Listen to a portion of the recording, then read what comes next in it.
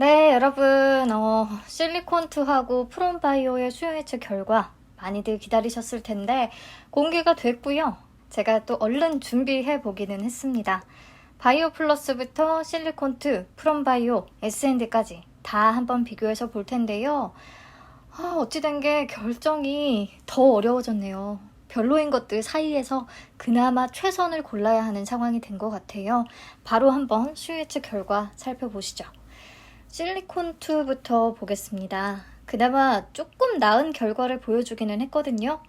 수요 예측 경쟁률은 1437.63대 1을 기록했습니다. 1395개의 기관이 참여했고요. 그래서 바이오 플러스보다도 많은 기관이 참여, 또 높은 경쟁률을 이끌어내기는 했습니다. 다른 기업들과 비교해서 보셔도 경쟁률은 높은 편이라는 것을 확인할 수가 있어요. 넘어가서 신청가격 분포표를 보시면 밴드 상단 27,200원 이상을 제시한 비율이 미제시 포함해서 99.39% 되는데요. 그 중에 상단을 초과한 비율은 또 70.79%나 됩니다. 초과 비율도 높은 편이라고 할 수 있겠고요. 근데 밴드 중간 미만 가격을 제시한 기관도 총 11개가 있었고요. 신청 수량 기준으로는 0.61% 정도가 됩니다. 그래도 대부분 상단 이상에 분포하고 있으니까요. 신청가격 분포표도 괜찮다고 할 수 있겠습니다. 그래서 확정 공모가는 상단 가격인 27,200원에 확정이 됐고요. 그리고 또 달라진 부분이 일반 청약자에게 배정한 물량을 30%로 잡아줬어요. 그만큼 기관 투자자들의 물량이 조금 줄어든 거고요. 그래서 일반 청약자 규모는 약 135억 원 정도가 됩니다. 다른 부분은 변동이 없고요. 청약은 삼성증권, 미래에셋증권에서 가능합니다. 근데 의무 보유 확약 비율이 너무 아쉬워요. 신청 수량 기준으로 8.37%밖에 안 됩니다. 10% 미만이면 굉장히 낮은 편에 속해요. 기관들도 단기간에 승부를 보겠다는 뜻이죠. 네, 넘어가서 상장 직후의 유통 가능 주식수를 보시면 총 374만 248주. 비율로 37.31%에 해당하고요. 금액으로 계산하면 약 1,017억 원 정도가 됩니다. 그 중에 또 기존 주주 물량이 21.27%나 돼요. 이번에 겹친 4개의 종목은요. 전부 다 기존 주주 물량 위험이 있습니다. 그래서 그 부분도 뒤에서 한번 한꺼번에 비교를 해볼게요.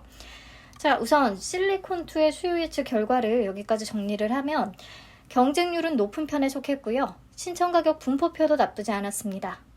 밴드 중간 미만에 위치한 값들이 조금 있기는 했지만요. 하지만 의무 보유 확약 비율이 8.37%로 낮은 수준이었고요. 여러분들 수요 예측 결과 보실 때는요. 의무 보유 확약 비율이 수요 예측의 퀄리티를 결정하는 가장 중요한 요소가 되거든요.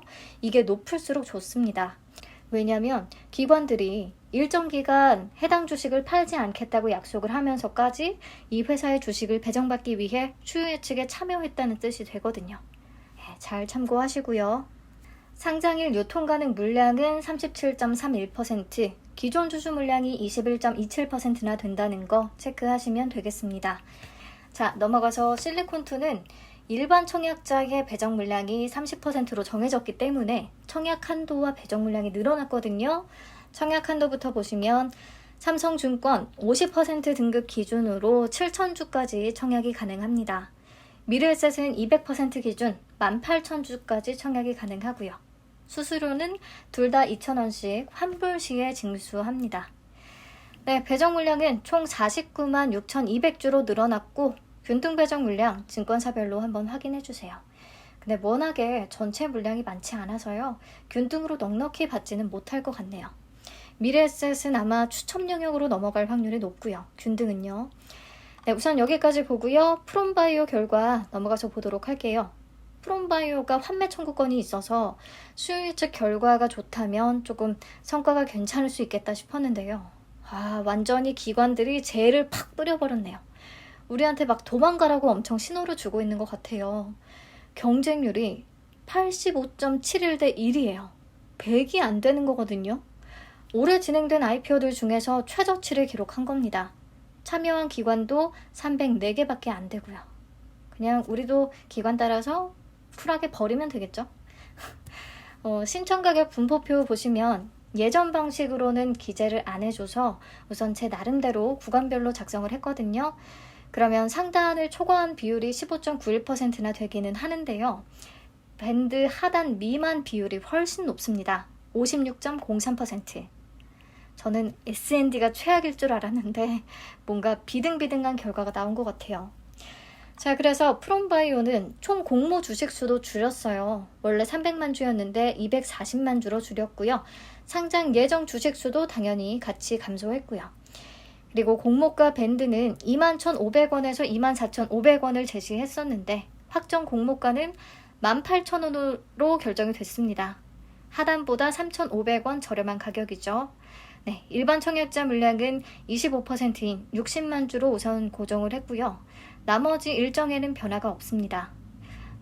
그리고 넘어가서 의무 보유 확약 비율, 기대도 안 되기는 하지만 네, 신청 수량 기준으로 1.46% 기록했더라고요. S&D보다 높기는 한데요. 뭐 아무 의미가 없습니다. 그리고 상장 직후에 유통가능 물량은 총 40.9%, 그 중에 또 기존 주주 물량 24% 있고요. 금액으로 계산하면 총 1,019억 원 정도가 됩니다. 자, 그럼 정리. 경쟁률 진짜 대박, 최저치를 기록한 거고요. 밴드 하단 미만 비율이 56.03%나 됐기 때문에 확정 공모가는 하단 미만인 18,000원에 결정이 됐습니다. 그리고 확약 비율은 1.46%, 거의 그냥 없는 거나 다름이 없었고요. 상장일에 유통가능 물량은 40.9%로 많은 편이다. 뭐 하나 좋은 게 없네요. 그나마 환매 청구권이 있다는 거. 이거 없었으면 진짜 이유가 없죠. 청약할 이유가.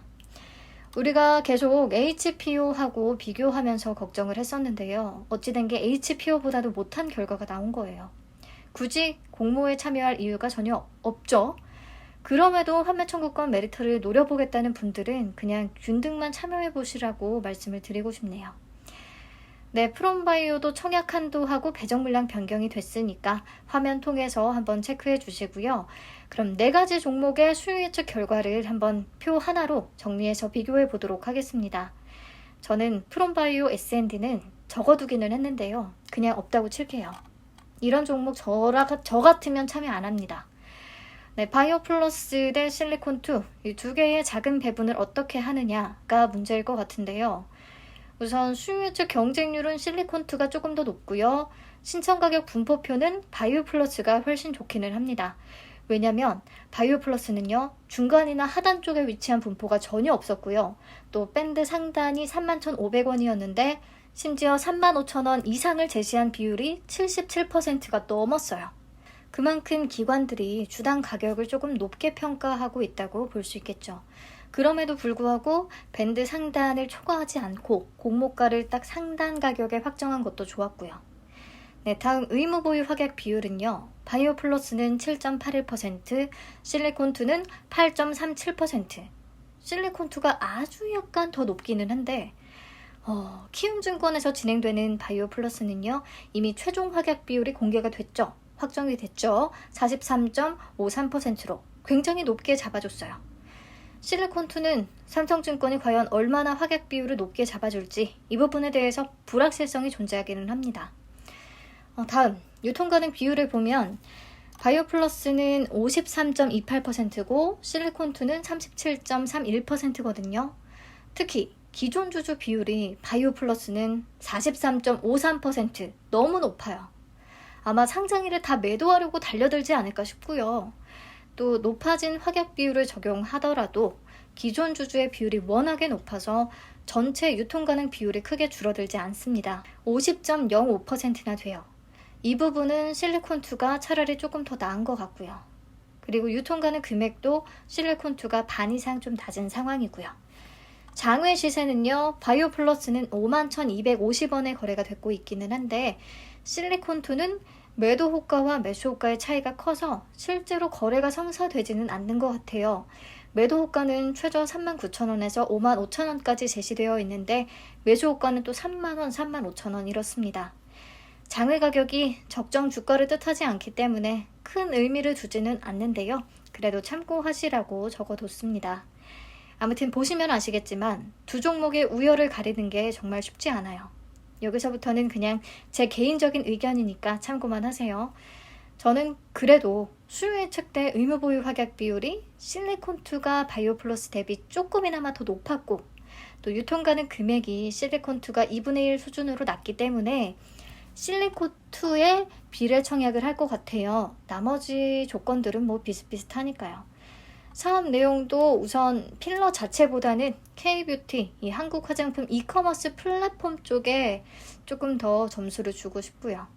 그리고 바이오플러스는 기존 주주 비율이 너무 높아서요. 저는 기존 주주 비율 높은 종목을 안 좋아합니다.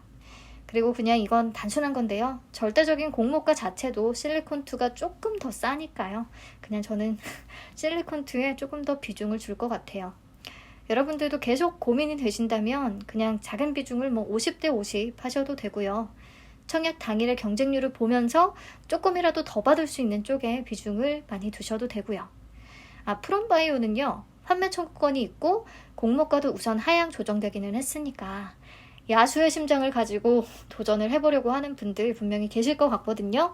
그런 분들은 또 그렇게 도전을 한번 해보시는 거고요. 본인 성향에 맞게 선택지 마련해서 판단을 하시면 되겠습니다. 그리고 결정할 때 참고하시면 좋을 거 상장 예정일인데요. 변경될 가능성이 있기는 하지만 우선 오늘 공개된 기준으로 27일에 바이오플러스와 신한 제8호 스펙의 상장이 같이 진행이 되고요. 28일에 프롬바이오 단독 상장입니다. 그나마 단독 상장이기는 하네요. 29일에는 실리콘2와 S&D가 함께 상장하거든요. S&D에는 아주 불리한 상황이 나타날 수 있을 것 같습니다. 참고하시면 좋겠죠? 네, 우선 썩 다 내키지는 않는 것들이라서요. 그나마 최선의 선택을 잘 하시기를 바랍니다.